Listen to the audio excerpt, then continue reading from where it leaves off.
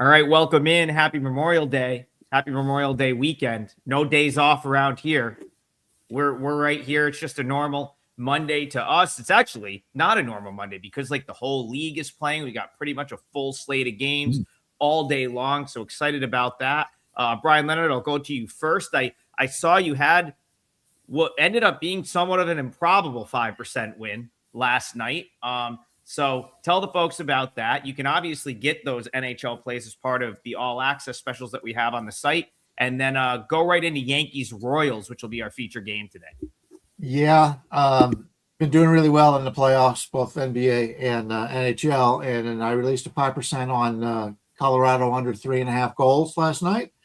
I thought they did deserve to be a slight favorite in the game, but the line was a little bit too high for me. But I said, as well as Vegas is playing defensively, there's no way they're going to score 3.5 goals.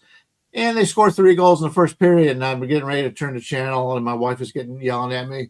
And then all of a sudden, I kept looking. I go, hey, 3-1, 3-2. They ended up shutting them out the last 2 periods, and I won my bet. So sometimes you get lucky on that game. I thought I still had the right side, but those 3 early goals put me in the hole. But hey, we won it. I won it for clients, and I'm extremely happy for that. For baseball today, let's take a look at this first game. We're looking at the Yankees at Kansas City. Current line on this one is the Yankees with Warren is about a 135 road favorite against Waka with a total of 9.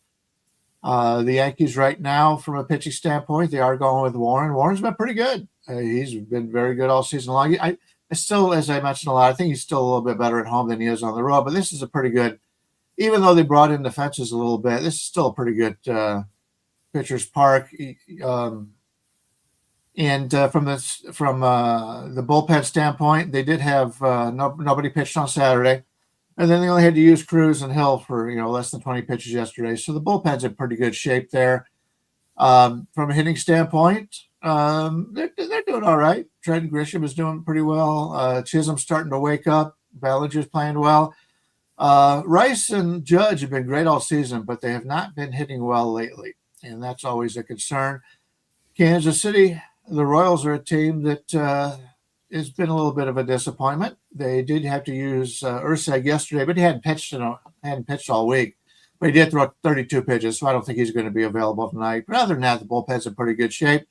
And they got Michael Wacha on the mound. And as I've said before, the Lugos, the Wakas, even Cameron's starting to come back around again. And Stephen Kolek coming out of nowhere since they picked him up. So, Kansas City's getting some good pitching right now, but that hitting is still major concern. Vinny Pasquantino is hitting about 200.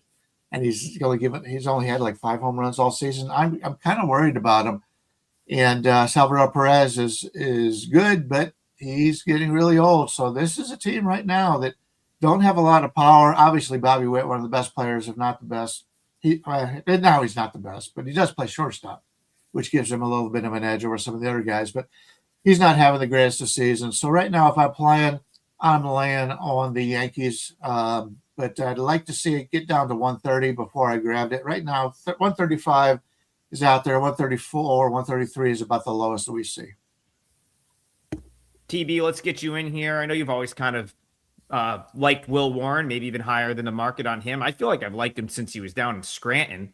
So I certainly agree with that. A little bit of a letdown spot for both teams, maybe. Yankees coming off the walk-off win yesterday. The Royals taking both games over the weekend against the Mariners. So how are you seeing Yankees Royals? Yeah, I had a decent weekend as well. Didn't win a 5% play. I didn't have a 5% play, but I think I had a winning day each day over the weekend, so you can't complain about that. So looking at this game, Waka's pretty up and down. Not really sure what to make of him sometimes, but if you look at his statistics against these Yankees, holy cow, 136 at-bats against a massive sample size, a 140 batting average against, and a 466 OPS. Doesn't get much better than that. And looking at the Yankees team total in the first half, it's 2.5. I think it's a little inflated there. So if I were to bet this, I would probably look at the Yankees team total under. The Yankees you get a Yankee tax not only on the money line, but you also get a Yankee tax on the team totals, because the book, whether the Yankees are slumping or not, the book always gives them a little too much credit, in my opinion. I have the Yankees ranked 22 right now in current form and hitting, despite having probably the best pure natural hitter in the league in their lineup. So yeah, I would probably look at the Yankees under 2.5 in the first 5, perhaps. Might make it my parlay leg. We'll see how the show goes. Yeah, this is an interesting game. So, of course, feature game for us because this is on ESPN. Apparently, ESPN, like, they got out of the Sunday Night Baseball game, and now they just, like, kind of come in every once in a while, maybe like a holiday. They had that random doubleheader a couple of weeks ago. I know Brian's, like, laughing because he's like, I don't even look at what channel these games are on. So, listen, growing up, like when I was growing up, like Baseball Tonight, that 90s era, like ESPN was like baseball. So it's just funny to see them air a game whenever they feel like it every once in a while. I don't think that's relevant at all here, but I do think, the really interesting matchup because Michael Wacha is like the definition of like just a consistent, like it still blows my mind that he's been as good as he's been as long as he's been this good. And he almost never has a bad year. So I look at his numbers this year and I say, well, I don't know if he's going to keep that up. 2.70 ERA, 1.03 whip. But then when you look at his numbers, like the last, since the pandemic pretty much, which will give him a break because that was just a weird time for everyone. I'm not going to really hold it against him for having a bad year that year. The dude has had a low 3 ERA or mid 3s, low 3s every single year since then. So, he's not a guy I really want to go against here. Warren is someone that I do like, but I don't like him when he's starting to get the Yankee tax that TB brings up. Well, Will Warren to me is the guy, at least the last couple of years, that you've been able to sort of bet on and get a good price on, right? Like he was sort of the odd man out in the rotation where it would come around. You'd have like Cole, Rodon, all these guys would always be big favorites. And then the Yankees would come in and it'd be like, oh, they're minus 120 today, minus 115. Why is that? That's because Will Warren's on the mound. And he was a little bit of an unknown. He's not really that anymore. I think the Yankees are inflated over here. I just wanted to pull up the price as it stands right now. See, now it's taken money in the last like 10 minutes. Before I got on air, Royals plus 1.5 was only like minus 125. That was intriguing to me, but it looks like a little Royals money has dropped in literally the last 15 minutes.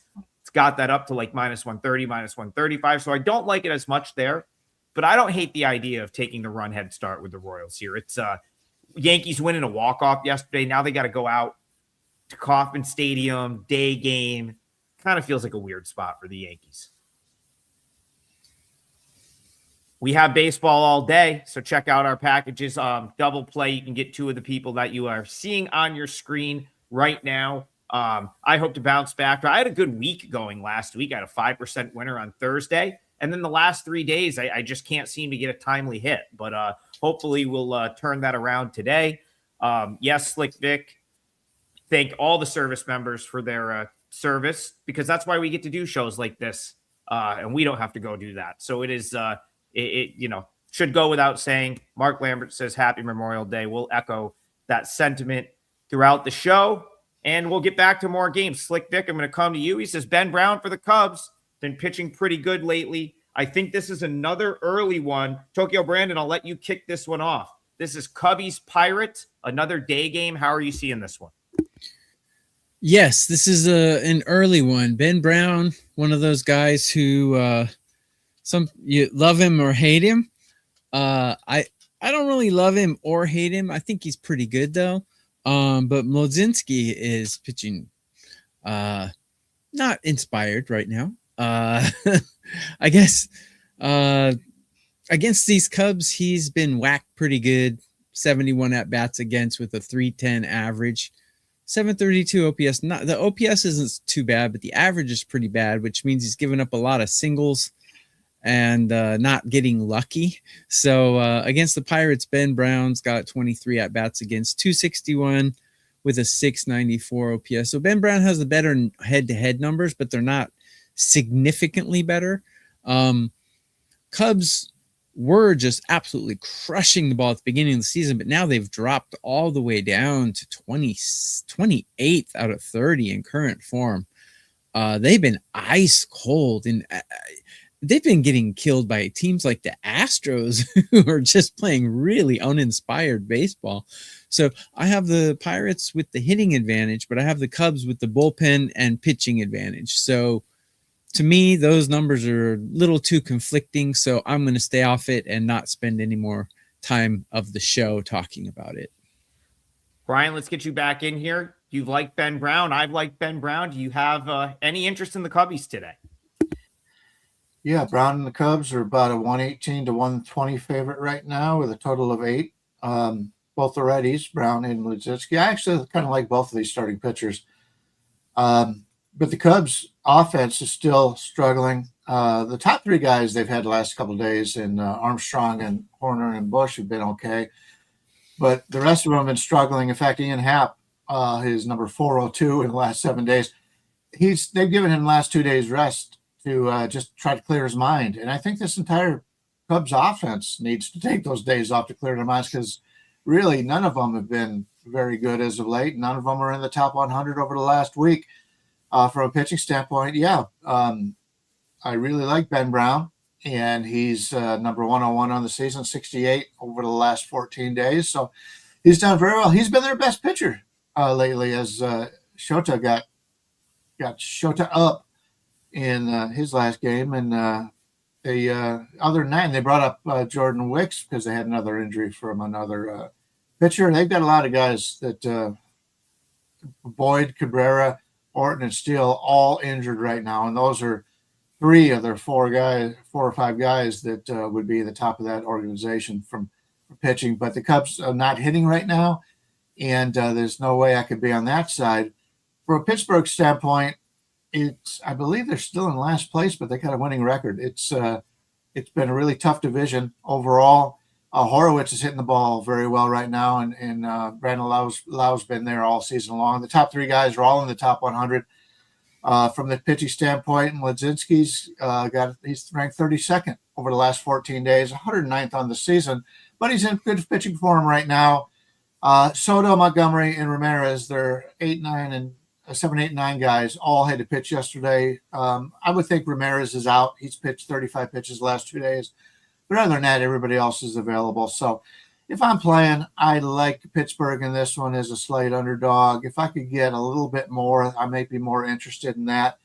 But as Tokyo was saying, there's better games on the board, so I'll probably end up passing. But I do have a slight interest in Pittsburgh here. Yeah, so last time out, I went against Wadzinski. I am not as high on him. I think he's going to ultimately be out of this rotation at some point. Why Jared Jones hasn't come back is someone's going to have to explain that to me. Again, he pitched over the weekend, was fantastic. I don't know how much more you have to see. He's had like 5 or 6 starts in the minors. Dude's throwing 90 something. Just goes out and shoves every single time, and yet he's still down there. Yeah, he'll be back, I believe, next time. He's got maybe one more, but next time I would assume that he would be back. Yeah, and it's probably one of those things where it's like it might be just trying to conserve innings, right? Because his average start in the minors typically about 4 innings or so. I think he's gone 5. But the point is, I mean, if you've watched him, you're like, okay, like he's fine, like he's totally fine. He should. And you talk about the Pirates. Obviously, I was very high on the Pirates coming into the season. I still am. You made a great point, Brian. They're just in a really, really tough division. I still think they're a pretty good team. So here, even though I do like Brown, I think Brown's got a nice edge pitching wise. Mladzinski, the reason I'm not as high on him, gives up a ton of hard hit.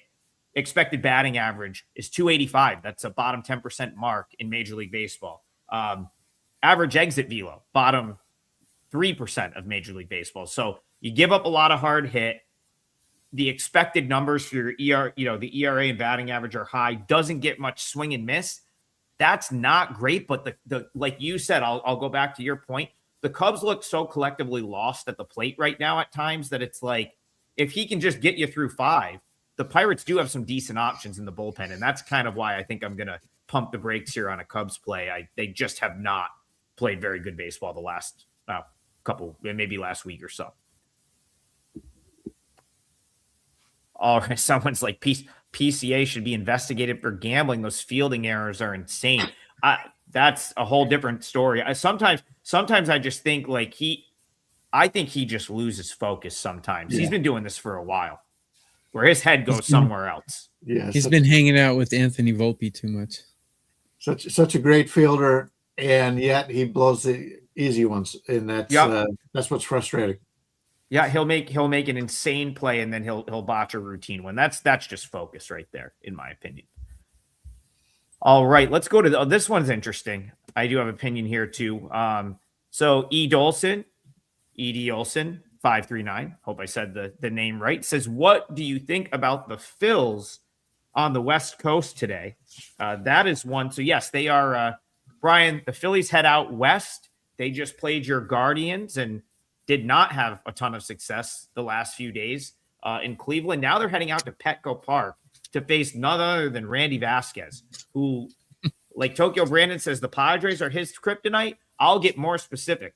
Specifically, Randy Vasquez is my kryptonite because every time I try to go against him, the dude comes out and throws 7 innings of 1-run ball. So the question here is he going to do that today against the Phillies? Because I kind of like the Phillies, but I'm scared every time I bet against Vasquez. He's unbelievable. Yeah, we got Luzardo, a lefty, he's about a 120 favorite here with 7.5 on the total for Vasquez. The Padres don't hit lefties. They've got a very bad WRC plus on the season against lefties. The problem is Luzardo, and I'm sure TB will touch on this. He's either been great or he's been terrible. That said, I don't think either one of these offenses are in great shape right now. The Phillies faced a good Cleveland rotation, and for the most part, they did not play well. Now, the weather had an effect there. We talked about that the other day. I mentioned that I think it was on Saturday's show that there was 3 games that could be rained out. Philadelphia was the one that they were able to play, but it was ugly, and the other 2 were rained out. So there has been some weather concerns back there, but I like Vasquez. If you take away the name and you just, let's say it's a guy that just brought up for the minors the last couple of years, you'd be betting all over. You'd say, how the hell is this guy an underdog in this game? So I think Vasquez has made some changes, obviously, the last couple of years with his pitch selection. And a lot of guys are doing that now. And what I really like is they've got guys that have a lousy fastball, and they would continue to throw the fastball. That's Suzuki right there for the Dodgers. And now they're starting to come up with other pitches so they don't have to throw the fastballs often. That is good. Guys are macho. They want to be. That's why you don't see many knuckleball pitchers in baseball or many curveball pitchers in baseball, because the guys get, the other guys on the team give them hell. They go, hey, throw the damn ball, And so those are the kind of guys I kind of like. They're like underdogs. So I'm somewhat interested in San Diego here with Vasquez as an underdog, because Luzardo to me is just he can be great, no doubt. He can come out and throw a no-hitter. He's got that kind of stuff, but he's been so inconsistent, and I don't trust the Phillies bats at this point. So I'm slightly interested in San Diego. TB, jump in here. Phillies Padres to you. How are you seeing this one?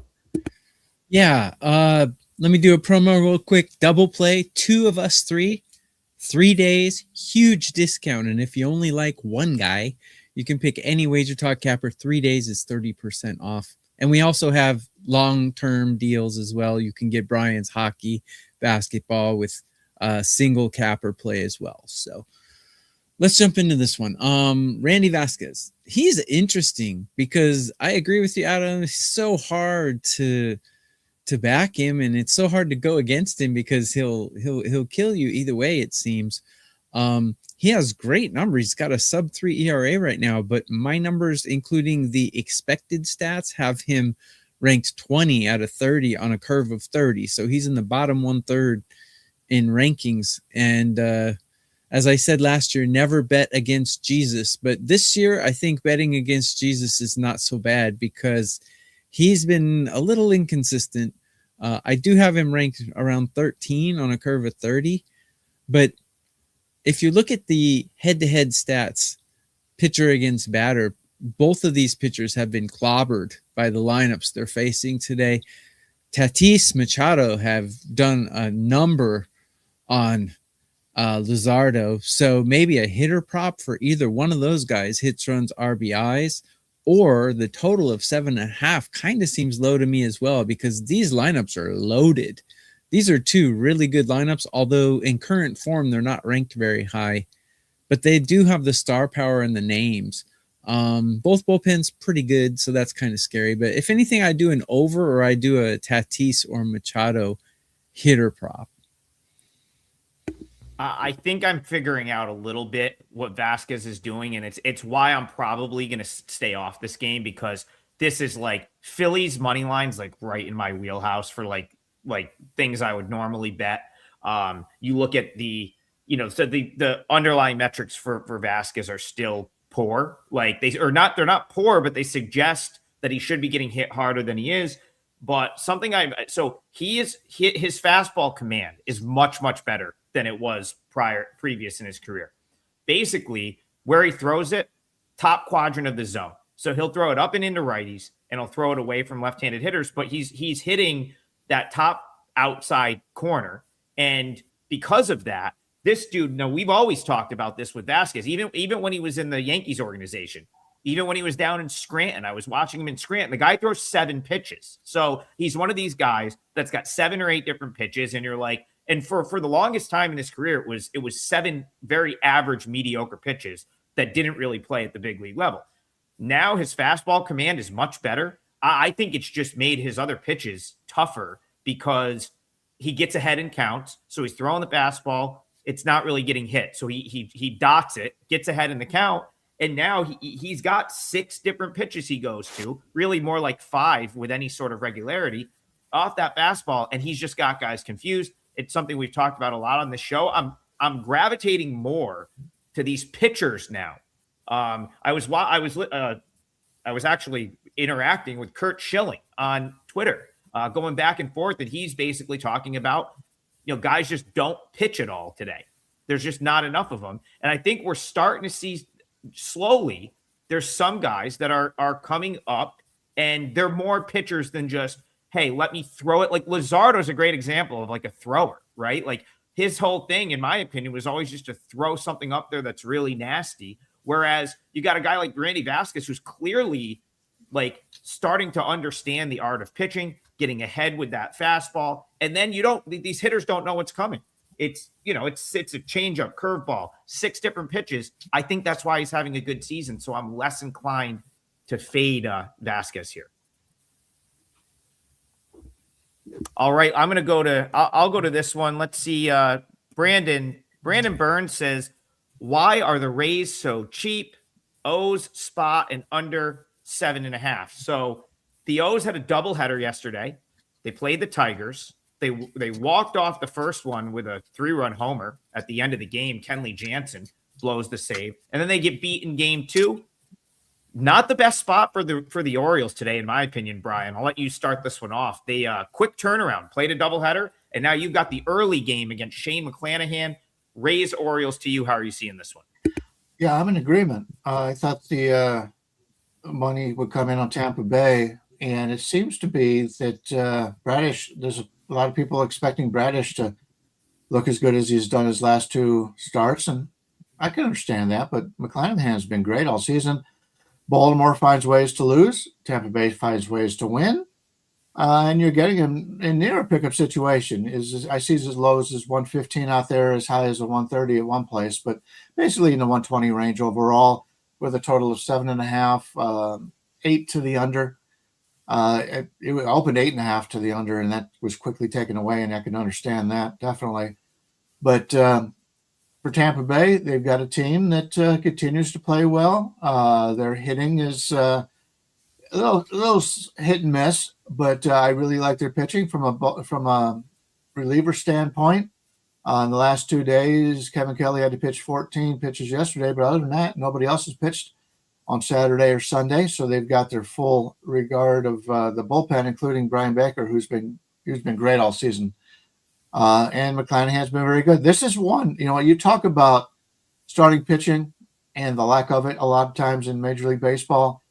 This entire his pitching staff for Tampa Bay has been very good. The only one that's not in the top 100 is Griffin Jackson. That's because he started the year as a closer, and he's still getting stretched out. So I think the season looks right there for Tampa Bay to continue on with this. Now, obviously, they've had a lot of success in one-run games. I believe there's something like 11-1 in one-run games. Eventually, that's going to change, but a lot of that has to do with the back end of your bullpen, and they seem to have settled that down right now. Clevenger came into the season, and he did have an injury, but he came into the season as one of the guys that they thought he and Hunter Biggie would be right there. And those guys are pitching in like the sixth inning right now. So they've got a lot of good arms in this bullpen for Tampa Bay, and I definitely like that. From the Baltimore standpoint, yeah, I watched that home run. I was sitting with my brother-in-law, and he had the team that lost, and he was going crazy, but that's just the way it is. Kobe Mayo got hurt a couple days ago. He's still not back, and I don't think he's coming back at this point this early. But from a bullpen standpoint, they're in pretty good shape. Problem is, the Baltimore bullpen right now is it's a bunch of no-name guys you don't really trust. Rico Garcia looks like he's the new closer of the moment, but we'll see how that goes. He's looked good so far this season. Very good, as a matter of fact, but we'll see how that goes. But Bradish, last 14 days, he's number 33, and this is Roster Resources numbers on Fangraphs. I know this season he's 73, so he's been their best pitcher, no doubt about it, other than the early season struggles. But I don't know if I trust Baltimore. I really like what Taylor Ward's been doing. He doesn't swing nearly as much as he did last year, doesn't chase as much, and he's really turning into a hell of a ball player out there. And Gunnar Henderson actually hit a home run yesterday, and that's a guy who has been their best coming into the season. They were expected to be the best hitter along with Alonso, and he's starting to come around. So maybe Baltimore's future is looking better, but at this point, in a game in which you just pick the game and you flip a coin, pick the game, I'd much rather have Tampa Bay. They're better coached. Nothing against the Baltimore coach. He came over from Cleveland, but he's young. But I'd prefer Tampa Bay in this game. Yeah, TB. We've got, of course, McClanahan. Bradish has looked better. The strikeouts have been piling up the last couple starts, so you got to like to see that. But pretty good pitchers on both sides. How are you seeing Orioles Rays? Yeah, if you look at my Twitter X, I put up my pitcher matchups for today's starters, and both of these pitchers rank pretty high on that list. You guys are a little more higher on Bradish than I am. I'm not a big fan, as we discussed the last time he started. And I especially don't like him today. I especially don't like Baltimore's, like Brian mentioned, I don't like their bullpen, and I don't like their spot coming off a doubleheader while Tampa finished their game kind of early yesterday and are just sitting around waiting. So that means something. These guys are human beings, and that double headers are real taxing. If you ask these guys, what's your biggest, what do you hate the most? They hate having no rest playing double headers. They really hate it. So, but it doesn't affect the pitchers, but it does affect the hitters. So I think the Orioles should be flat here. McClanahan's got good numbers against these batters. Tampa is batting number 1 in MLB. So I don't see how you could take Baltimore. And I do think the line is a little gracious, shall we say. Listen, I know people want picks. You know, this show is, we've said it a million times. I think I was in the chat fighting with people over the weekend. Like, no, this is, this show is we're trying to give out information, but we do give out picks. Sometimes we give out opinions. Sometimes your boy comes on here and just gives out one of his client plays. I like to do that after I have a losing day. I appreciate the support at all times, but if I've lost a couple, I'll come out here and give one for free. So the Rays is a client play for me today. When it dipped down to -1, I think Brian said -115. I actually took it at -118. I couldn't believe it even got that low. Brian, like you, I expected the Rays to be the team taking money, and they were up at -130. I said, well, I don't know if I can play him here at -130. I almost did. I'm actually glad I didn't. I ended up sort of getting, earning myself, earning, I don't know if that's the right term, but I got an extra 10-cent discount, if you will, 12-cent discount. So yes, I've been pro Kyle Bradish, but if you remember, I was pro Kyle Bradish turning around from being a total disaster. It doesn't mean I'm not willing to fade Kyle Bradish. And here, I think I'm getting the better starter in McClanahan. So it's like, even though Bradish has been better, I still think I'm getting at least a comparable starting pitcher. And the Orioles just played a doubleheader. They now have to play a day game. And as Brian said, they have a bullpen full of no-names that has overachieved. And don't sleep on the Kobe Mayo injury, because Kobe Mayo was starting to hit. So he had a really poor start to the year, but he was part of that sort of mini surge that the Orioles had. Big home run against the Yankees to steal a win there. I think he had another one where he walked it off. So that injury might matter a little bit more than the odds makers are kind of suggesting here. I thought he was playing great for them for a while. So Rays -118, 4% play for your boy. It's an early game. Let's get it going early. That's my Memorial Day holiday gift to you guys. Hopefully it's a gift. Hopefully it doesn't lose. Then you're going to be like, Trig ruined my Memorial Day. So that's also going to be my parlay leg. We'll kick it off with Rays -118. Wow. All in there. Remember what happened the last time we all agreed this much? Steve and the Duke, chat is agreeing with us too. It's kind of scary. I did see that. So Steve says, you're kind of lucky if you're getting -125. I don't know what the deal was there, but that definitely, maybe you had a little market manipulation. But when I got on the show, it was -130. I had it jotted down. See if basically I write all my notes out by hand, very old school. I said Rays -120 or better with a star. I'm watching the board here. I see it dip down to -118. Jump on the WagerTalk app. Fire it in. Brian says it dips as low as -115, right back up to -125. So the numbers do move while we're on this show. Take that into consideration. I will say this. Still love them at -125. No problem with -125 there. I think they are a good bet. I would say even up till -130. I was very close to firing that in before we got on the show. So I do like that one. Real quick, got to go to Mark Lambert. He says, what is everyone grilling today? I'm going over my parents. My dad has been making ribs since yesterday. So I think he started cooking them like yesterday. And we will probably sit in the rain and eat them because it's been raining all weekend. Although apparently we might get sun around 4:00.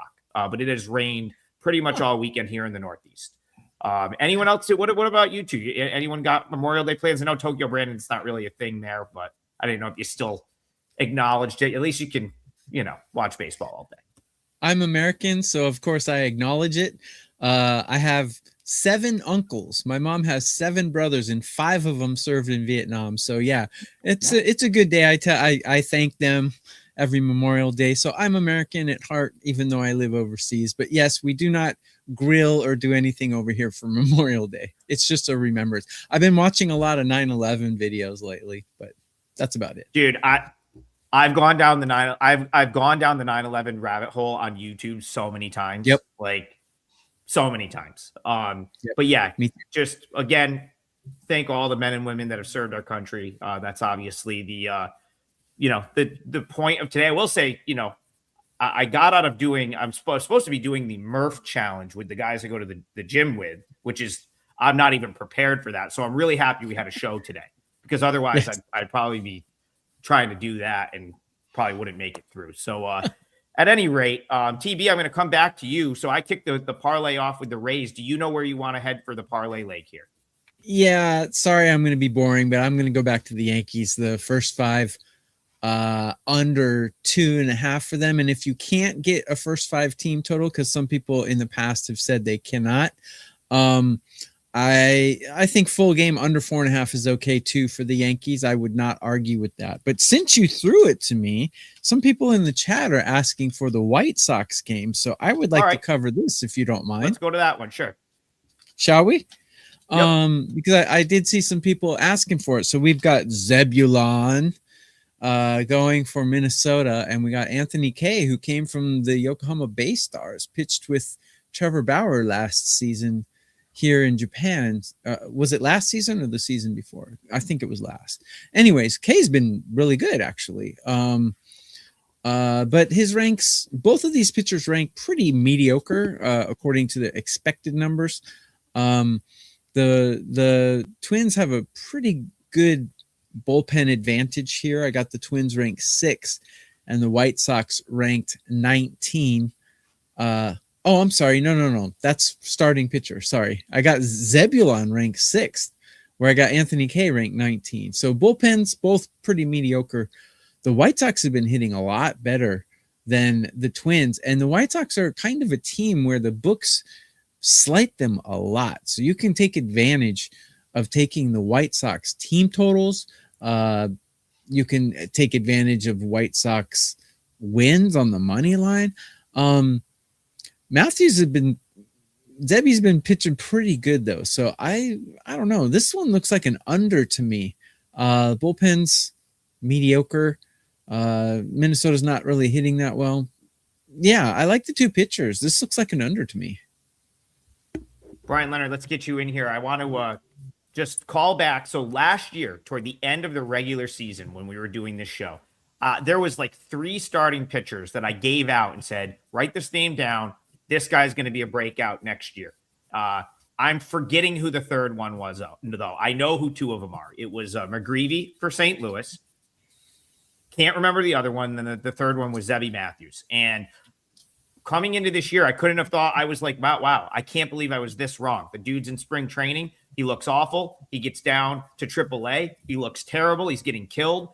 And suddenly he gets called up. He wasn't even pitching that good in AAA prior to the call-up. He gets to the Twins, and now suddenly he's lights out. Looks like the guy that I always expected he could be. It's like blowing my mind a little bit. I don't really know what to do with that. But like TB said, he's looked fantastic the last 2 times out. He looks like a guy I want to bet on here.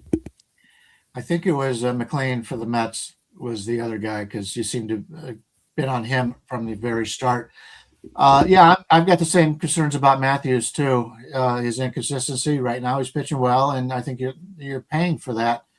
From a bullpen standpoint, the Twins have really had to use their bullpen a lot the last 3 days. So they better get a good lengthy start of 6 innings at least for Matthews, or they're going to be hurting a little bit here.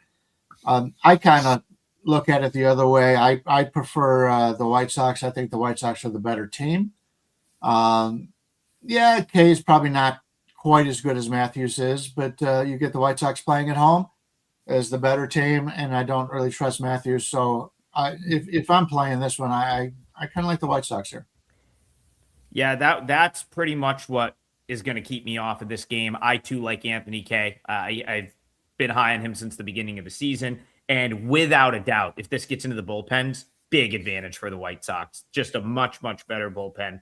But Zebby's at least done enough personally for me to like make me not want to go against him here, I guess is the point I'll make with this one.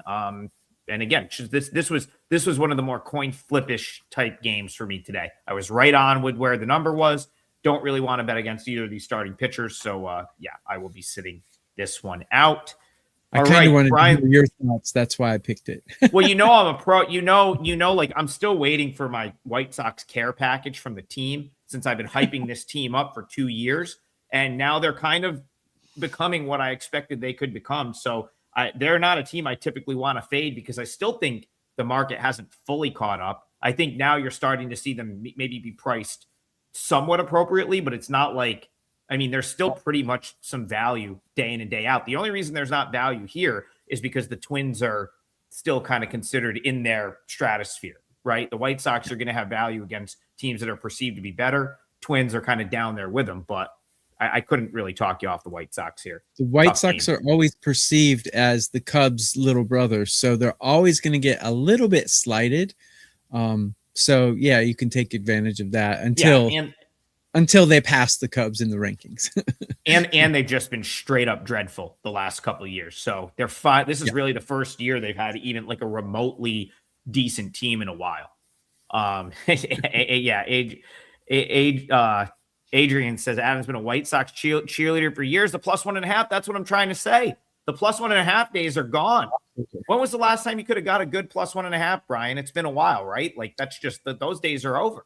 Yeah, when a team starts to win, people start believing in them and they start betting on them, and then you don't get those great lines. That's why the entire season is always up and down all year long. It's like, you're going out and you're seeing waves. One day they're up, the next day they're down. That's the way baseball is. So you just can't come out. Everybody's guilty of saying, "Oh, this guy sucks" or whatever. But no, it's people get on good streaks, get on bad streaks. It's going to happen. You just got to be aware of them. If you set out, and that's the one thing I love about baseball, is if you set out, like we're to set out 1 or 2 days of not paying attention, you're lost. You're behind. Yep. So anybody who is handicapping baseball loves baseball because it's a daily grind, and you have to know it. It's not like the NFL where you can sit out a few days a week and come back at the end of the week and go, okay, this guy's not playing in this. No, baseball, when you play every day, you've got to be up on it. And that's why the best in business use baseball for most of their profit. Absolutely. Well, we need to profit in this parlay, Brian. So I gotta, before I throw it to you for your parlay league, I just have to say, like, someone's like, why don't you? So this was one of the chat comments over the weekend. I read them all. Listen, I respond to most. I read them all. You're not going to just sneak something by me in the chat. Someone's like, why can't you keep individual records? Why do you have to do the parlay? The reason we're not going to keep individual records on our plays is we do that already. We do that at WagerTalk. Everyone's record is kept. Everyone's record is accurate. And you can get exactly what we are betting on any day on the WagerTalk site. That is where you get our plays. The parlay is something that we like to do for fun. It's really a challenge. It's hard to hit 3-teamers. Listen, we're firing a 3-team parlay every day for 6 months. Last year, we finished up 5 units. That is really, really hard to do. So it's a way for us to get you some free picks. And it's also a way for us to sort of just test ourselves to see if we can get to the end of the season in front, which I'm still confident that we're going to do, even though we've had a couple bad days. So that's what I have to say about that. And I think I've pretty much said that anytime it's come up. We're going to continue to do the parlay. Yes, it is minus 3.4 units coming into today. But guess what? If we hit a 3-teamer, we're back in the plus. That's parlay betting 101 right there. It's going to ebbs and flows, big swings, because when we're hitting 3-teamers, typically they're going to be 5 or 6 to 1. So, Bryan Leonard, we have 2 legs of it. What is the game we're going to go to for leg number 3? I'm going to a game in which I doubt if we've had anybody have any interest in talking about it, and that's going to be Houston at Texas, Amai against Rocker, a couple of righties. I am going to play the first half under in this game. The reason being is Texas is such a great pitcher's park that and I don't think either one of these teams right now are hitting very well. In fact, Alvarez didn't play yesterday. He's been hurt, and he's the best hitter by far on either one of these teams. So he won't be playing. And Amai looked like he's starting to put it together. And he's also a guy that teams don't know that well. And Rocker, coming over from the Braves, hasn't had a lot of time against Houston. And Rocker really looked good last time out. If you watch that, he did throw 103 pitches, and that is a concern. That's more than what he has been up to this year, but he's coming off a really good start. But I'm going to use the first half of this game because I want to go based on these 2 pitchers here. I don't want the bullpens to get involved. So we're going to go under 4.5 at minus 125 for the first half under. And these are 2 guys that have shown in the past that they're better than what we have seen so far in the majors. And I don't really trust either one of these offenses right now. So let's go with that. It's a low run scoring environment anytime you play at Texas. And we've seen a lot of those games where you see a lot of 2-0 finals, that kind of thing out here. So big rivalry game, Houston, Texas, they hate each other. And I think that makes it a little bit more intense. They're not going to take this series for granted, although neither team should. But I'm going to play that under. Amai and Rocker under 4.5 minus 125 in the first half of the game. TB, does Amai figure it out sooner than later, in your opinion?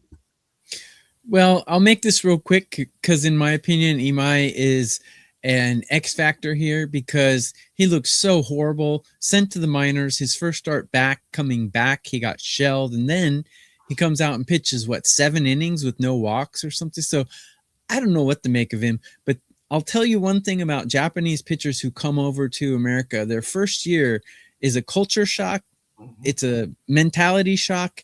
It's a diet shock. And also the ball is different. So the texture of the ball, the size of the ball, and the weight of the ball are all different from what they use in Japan. So, I mean, to you and I, we wouldn't notice the difference, but to them, that's a world of difference because they're gripping it every single day. So it's like touching your fingernail. You know what your fingernail feels like. These guys know what a baseball feels like. So it's an X factor. I don't know what to expect from him. Rangers are a better team, but the Astros looked pretty good against the Cubs. So I don't know what to make of it. And to you guys in the chat, WagerTalk shows our record, our past record, and they put it up 2 hours after the game start. You can see what we bet on that particular game. So no sneaking, no hiding, no nothing. And if we misstate our record, we get suspended. So that's right. Yeah. There's also, I mean, you can see them before the game. You just have to buy the picks, which are again up on the website and heavily discounted if you use one of the longer term options or just the double play package. It's only 3 days, but you basically get 2 of us at a very low rate. So that is a way to see them prior to the game. As far as this game, I've got sort of one thought. Brian, I'm kind of with you. I think my gut says he pitches well here. Tokyo Brandon, you're right. This dude complained about everything when he got to the States. And it's like, there's so many Japanese pitchers that have come over. You think he would have known, like he complained about when the team eats, when like he had a laundry list of complaints, the day he got here or the first couple weeks.